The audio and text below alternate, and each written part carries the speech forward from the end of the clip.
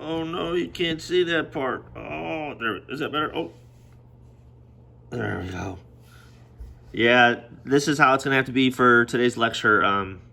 Having a little trouble with my audio visual at home, so you are basically staring at the screen on my computer as I try to get you through some of these notes.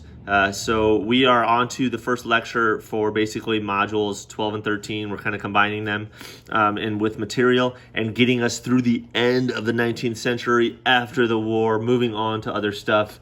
I think we all deserve a break from some war for a while, but you're clearly looking at a pretty rough picture to get things going. As you can tell right there, there's Kane and there's Quinn, right? I had them all dialed up for this. Of course, I'm kidding. But this is literally what was going on after the Civil War as our country explodes in terms of wealth and in terms of creating products. And we had children working long, hard hours. And you're looking at children who worked in the coal mines, deep underground. So we're going to get into these notes and get as far as we can in about 15 minutes.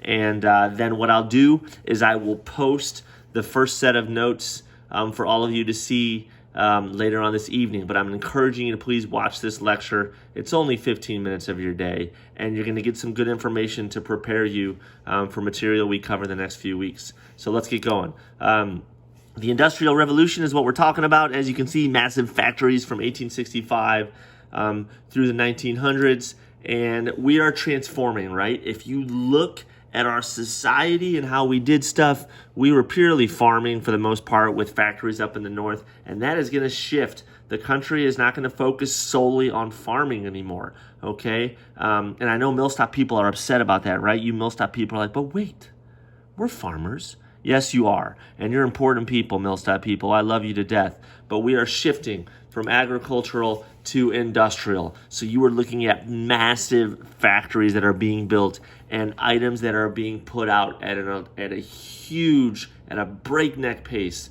and we are shipping our material out to the rest of the world, okay?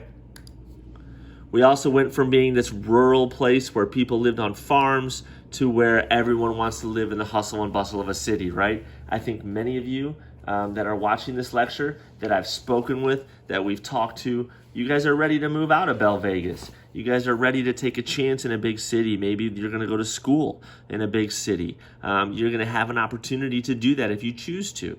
And the hustle and bustle, the opportunities given in a city are a lot more than you might get when it comes to rural, right? We also know there's tons of jobs for you out there. I mean, jobs are 10 to 1. Factories are looking for people to work 24 hours a day. Factories are not going to shut down. Farming, when it gets dark, you kind of shut her down for the most part if you've got to be working out in the fields by yourself, okay?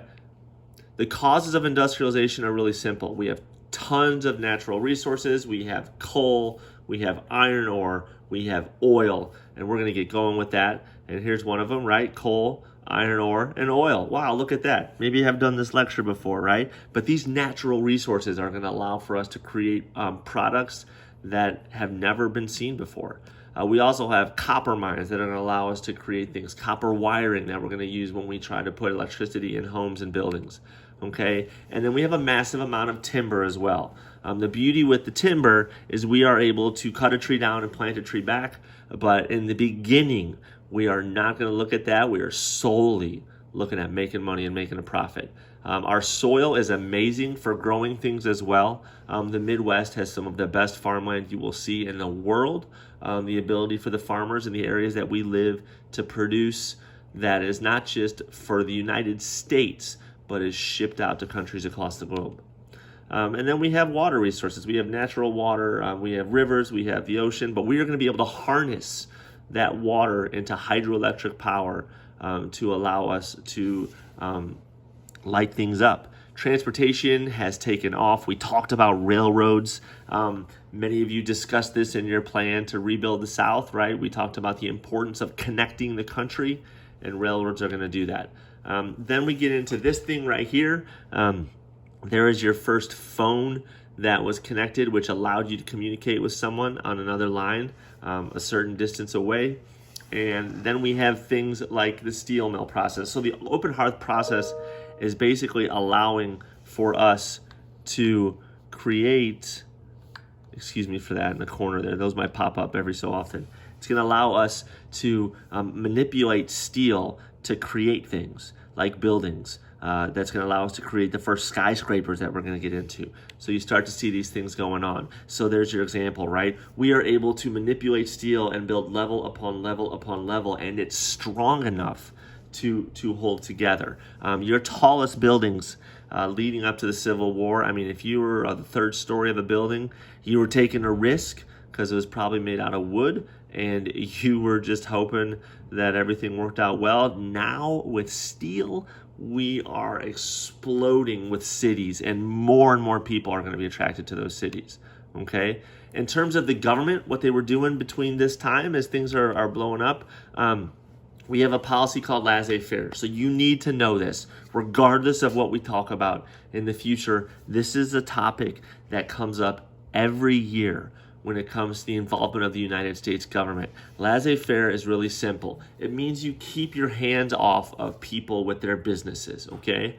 How much government regulation should we really have? Well, that's the question of who's in power at that time, okay? We've got laws in place that do limit what businesses can do, but should we? That's the question. In the late 1800s, it was hands off.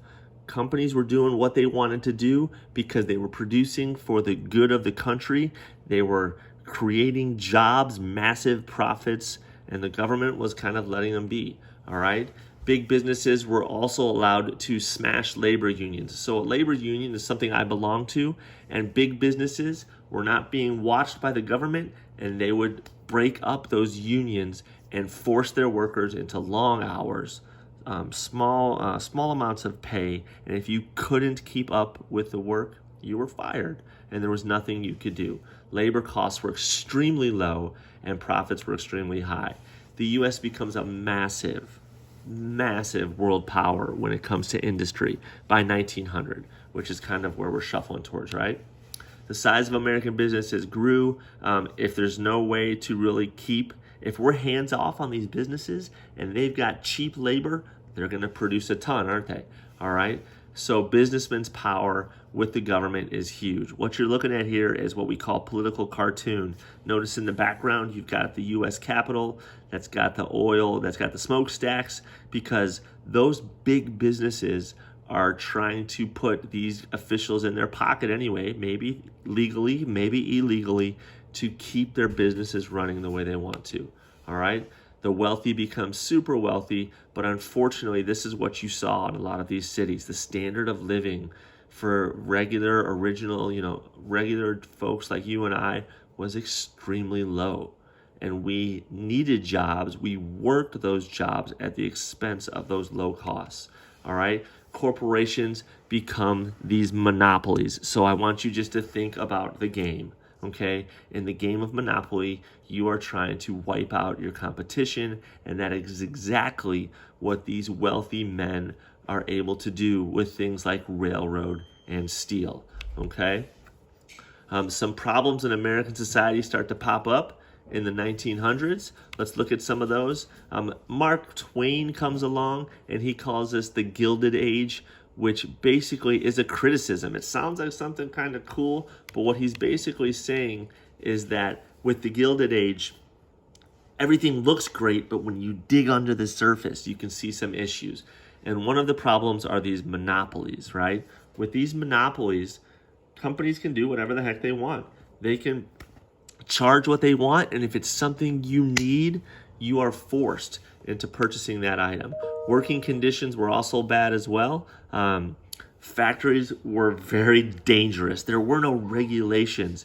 You did what you did, and if you felt uneasy with your job, you didn't have a say because there's no labor union to protect you and look out for your well-being, and you just worked your butt off.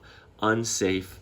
Long hours, we're talking 12 to 16-hour days. Low pay, maybe $1 or $2 if you're lucky. And if you did not do your job, you were fired simply because there was another line of immigrants coming off of boats waiting to take your job.